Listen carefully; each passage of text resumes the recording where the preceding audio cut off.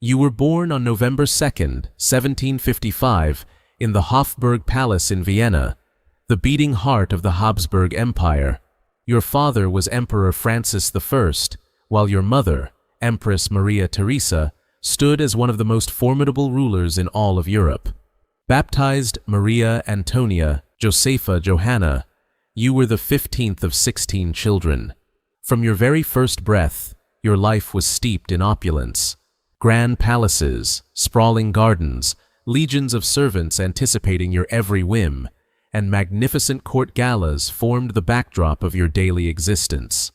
Yet beneath that glittering luxury lay a reality you were still too young to comprehend. In 18th century Europe, royal children rarely possessed the freedom to shape their own destinies. Every prince and princess was viewed as a strategic pawn on the continental chessboard. Marriages were never forged for love, but to cement political alliances and preserve the delicate balance of European power. As an Archduchess of the Habsburg Empire, your fate was sealed from the moment you were born. Sooner or later, you would be dispatched to a foreign realm to marry a prince or heir, all to bolster your family's diplomatic standing. Back then, the weight of that future was entirely lost on you. To a young girl, the world was simply a haven of grand palaces and familial warmth. But in just a few short years, everything would shatter when you were chosen to leave your homeland behind and enter the royal court of France, a decision that would ultimately alter the course of European history. At 7 years old, your childhood was a tapestry of boundless privilege reserved only for royalty. You spent much of your time at Schönbrunn Palace, the Habsburg family's summer retreat, surrounded by sprawling gardens, majestic halls, and rooms that echoed with the lively laughter of a massive royal family. Each day was dedicated to lessons in dance, music, singing, and the elaborate court etiquette required of a princess. You also began learning French, the language spoken across every noble court in Europe. Yet, compared to sitting through hours of tedious academic studies, you far preferred riding horses, attending family galas, playing, or simply spending time with your brothers and sisters. Your mother, Empress Maria Theresa, was a figure of firm, uncompromising discipline. She kept a watchful eye over her children's education, firmly believing that every Habsburg prince and archduchess bore a sacred duty to the empire. Despite the rigorous environment, you were widely known as a bright, affable, and spirited child. As you grew, your mother began to see the crucial role you would play on the continental stage. The relationship between Austria and France was shifting, drawing the two powers into a tight embrace, and a political marriage was viewed as the ultimate safeguard for peace in Europe. You could not yet grasp the magnitude of what that meant. To you, life still felt like a glittering fairy tale, but in just a few short years, you would be chosen to surrender your home, your family, and your native land to marry a prince you had never even met. At 14 years old, your world transformed in an instant. Your mother, Empress Maria Theresa, decreed that you were to marry Louis Auguste, the heir to the French throne. This union was forged not of love, but of cold political necessity, to bind Austria and France, two great powers that had spent centuries as bitter rivals. That decision carried a quiet, permanent truth. You would have to leave your homeland forever. In the spring of 1770, your grand procession departed Vienna for France. The journey stretched over weeks, winding through town after town, until finally reaching a small island on the Rhine River, right on the border between the two realms. It was there that a deeply symbolic ritual took place.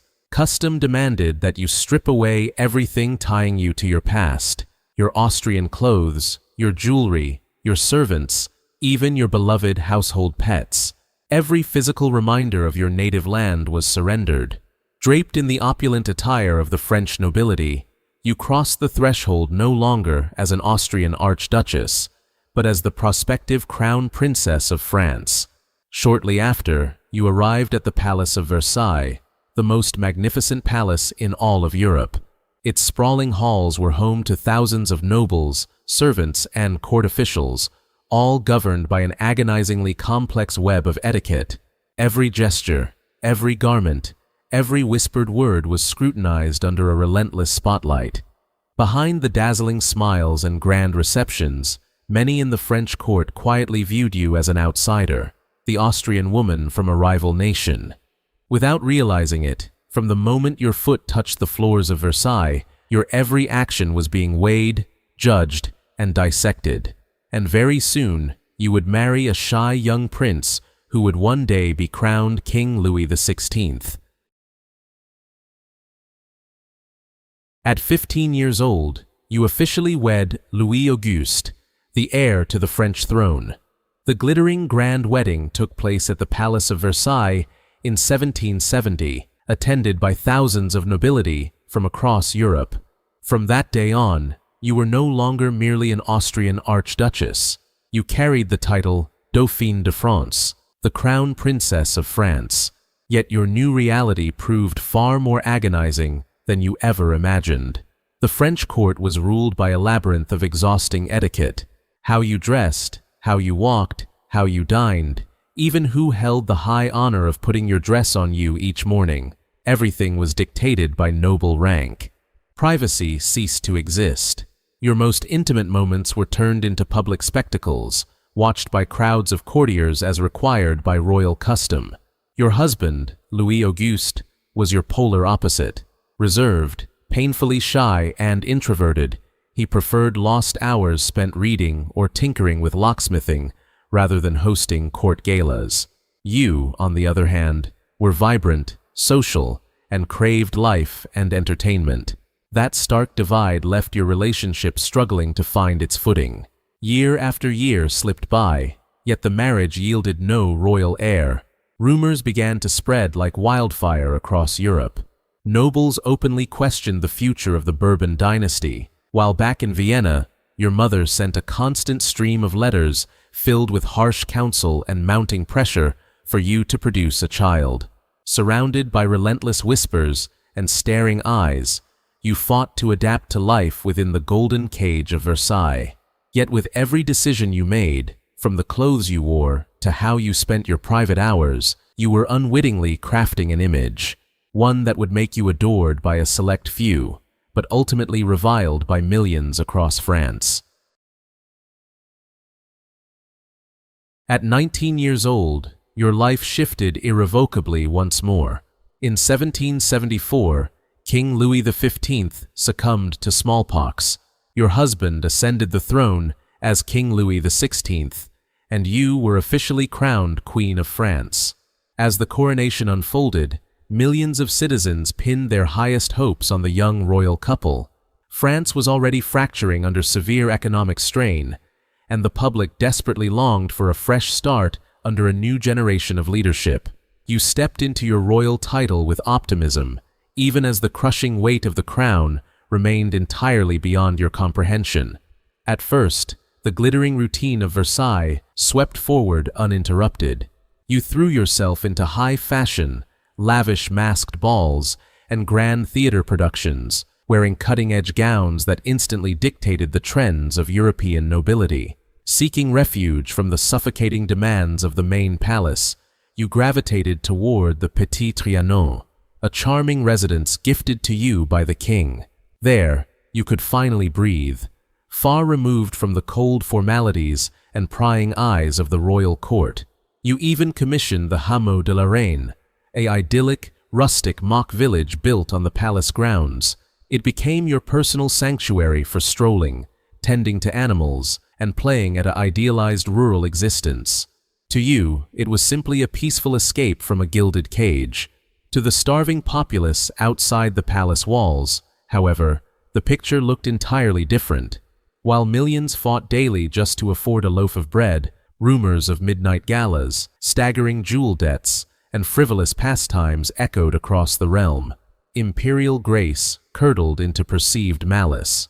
Bit by bit, your public image collapsed. You were no longer the vibrant queen of hope, but the ultimate caricature of decadent, out-of-touch aristocracy. Though the kingdom's staggering debts had been compounding for generations before you ever wore the crown, it was your name that became the lightning rod for public anger. Unbeknownst to you, the seeds of resentment were striking deep roots, the first whispers of a storm that would soon tear the kingdom apart. By 29, even the formidable walls of Versailles could no longer shield you from the crisis consuming France. Years of disastrous wars, skyrocketing national debt, and widespread crop failures had brought the economy to its knees. The price of bread surged, leaving countless families starving in the streets. Outside the palace, fury burned. Yet within Versailles, the music played on, an endless tapestry of galas, masks, and noble privileges. Though you were hardly the sole architect of the nation's financial ruin, you became its most visible face, a symbol of hollow, unfeeling decadence flourishing amid public agony. Scandalous pamphlets tore through the country, dragging your name through the mud. They branded you Madame Deficit, painting you as the singular leech draining the royal treasury dry.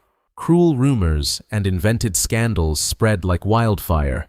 Few contained a shred of truth, but in a nation desperate for answers, truth was the first casualty. The people demanded someone to blame. It was during this dark hour that an infamous phrase took root in the public imagination: "Let them eat cake." For centuries, those words would haunt your legacy, framing you as the ultimate villain of the monarchy. Yet, historical records offer no proof you ever spoke them. Scholars now recognize it as sheer propaganda, crafted to fuel the mob's hatred. Meanwhile, the ideals of Enlightenment thinkers like Voltaire, Montesquieu, and Rousseau were sweeping across France, whispering of freedom, equality, and the natural rights of man. Millions began to ask a dangerous question: why should a handful of nobles feast in golden halls while an entire nation bled for a crust of bread? You may have still believed this outrage was merely a passing storm that would eventually quiet down, but the reality was far grim. That anger had morphed into something unstoppable. A revolution was clawing at the gates, and very soon, not even the grand majesty of Versailles would be able to protect you. At 33 years old, the world you had always known began to crumble around you. Years of unrelenting financial crisis finally ignited into raw, revolutionary fury. Food prices spiraled out of reach, unemployment surged, and what little faith remained in the monarchy vanished entirely. On July 14, 1789, a mob of thousands stormed the Bastille, a medieval fortress long feared as the ultimate symbol of royal tyranny. Though only a handful of prisoners remained inside, its bloody fall heralded a seismic shift. The people were no longer afraid to rise against the crown. The French Revolution had begun. At first, you and Louis XVI dismissed the uprising as a temporary wave of unrest, but the violence only metastasized. Across the realm, peasants rose in revolt, burning feudal deeds and demanding the complete dismantling of the old order. Then came the reckoning. On October 5, 1789, thousands of Parisian women marched through torrential rain toward the Palace of Versailles, driven by starvation and the crippling price of bread. By morning, the mob breached the palace gates. Royal guards were slaughtered, and enraged rioters swarmed the hallways, penetrating as far as your private chambers before being driven back at the last possible moment. With control slipping through your fingers, there was no escape. You, Louis XVI, and your children were forcibly escorted from Versailles and marched to the Tuileries Palace in Paris. In title, you were still the royal family. In truth, you were prisoners living under the watchful gaze of the Revolutionary Guard. In a single stroke, your life was fundamentally rewritten. The splendor of Versailles became a distant dream. Every movement was policed, every breath treated with suspicion, and the once absolute power of the crown was rendered powerless. Yet, deep within the walls of the Tuileries, you still clung to the desperate hope that order could be restored. But time was running out. Soon, you and your family would make a fateful choice, a desperate gamble that would only hasten the total collapse of the French monarchy. At 35 years old, the agonizing truth was impossible to deny. You were no longer rulers, but captives. Though you still bore the title of queen, you, Louis XVI, and your children lived under constant surveillance within the Tuileries Palace, watched around the clock by the Revolutionary Guard. Desperation took root. You became convinced that the only path to survival lay beyond the borders of Paris. In utter secrecy, a covert escape plan was plotted alongside a few fiercely loyal allies. The destination, Montmédy, a fortress town near the eastern frontier where loyalist troops waited to secure your safety. On the night of June 20th, 1791, you slipped into the shadows, disguised as ordinary noble travelers. At first, the darkness held, but the escape bled time, delayed by a heavy lumbering carriage and frequent stops along the road. Upon reaching the quiet town of Varennes, disaster struck. A local postmaster recognized the king's face, matched instantly to the likeness stamped on a royal coin. The alarm was sounded. Roads were barricaded, and before you could cross into safety, the entire family was surrounded and apprehended. The forced march back to Paris was a funeral procession for the monarchy. Thousands lined the dusty roads, but there were no cheers, no reverent bows, only a suffocating, heavy silence, and eyes cold with betrayal. The ill-fated flight to Varennes shattered whatever fragile trust remained between the crown and its people. Those who had once championed a constitutional monarchy now saw a traitor king. To the public, the royal family had not merely fled, they had abandoned France to rally foreign armies against their own citizens. In the wake of that failed night, your fate was practically sealed. The constitutional experiment collapsed, and the roar demanding the total abolition of the monarchy grew deafening. It would not be long before your husband was brought to trial for treason, leaving you to wait in the shadows for your own inevitable turn. At 37 years old, everything you had fought so desperately to hold together finally shattered into dust. In the wake of the failed escape to Varennes, the royal family was cast into prison, and the French Revolution surged into its most radical, uncompromising phase. The monarchy was formally abolished. France was now a republic. Your husband, Louis XVI, was dragged before the National Convention, charged with treason against the state. He was accused of conspiring with foreign powers and seeking to crush the revolutionary spirit of his own people. Following a heated, ruthless vote, the delegates rendered their absolute verdict: death. On January 21, 1793, Louis XVI was led to the Place de la Révolution. Before a crowd of thousands, he attempted to address his former subjects one last time, but his final words were swallowed whole by the violent roll of war drums. Seconds later, the heavy blade of the guillotine fell. The King of France was dead. The news tore through you like a physical blow. You were no longer a queen, but a grieving widow, locked in a cell with your surviving children. Soon, even that small comfort was ripped away. Your young son, Louis Charles, was forcibly torn from your arms, never to be returned to you, an agonizing wound that cut deeper than any physical harm. Yet through the grief and total loss, you maintained a quiet, unbreakable composure. You knew that with the king gone, the full, blinding glare of the revolution had pivoted entirely toward you. To the radicals, you were the ultimate surviving emblem of the old regime, a symbol that had to be erased. And sure enough, the call soon came. You were summoned to face the tribunal. The charges had already been written, the verdict all but sealed before the trial even began. Your final days were at hand.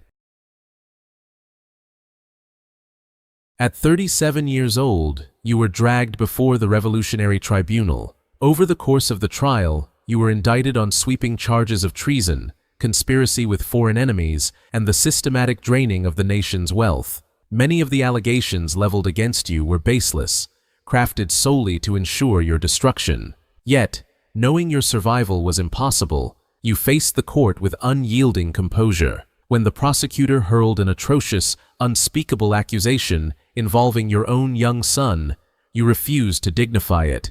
Instead, You turned toward the women in the gallery, your voice echoing through the courtroom.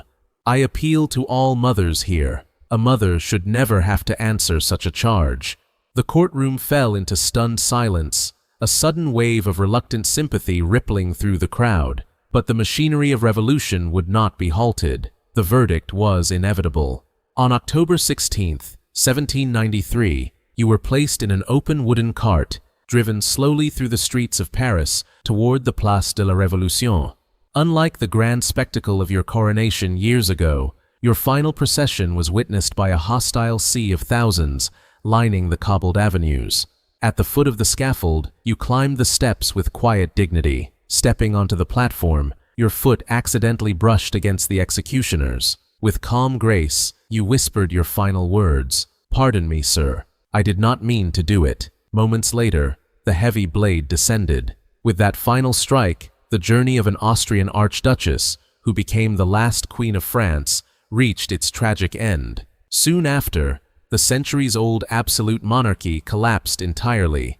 To this day, Marie Antoinette remains one of history's most compelling figures, to some, a symbol of royal excess.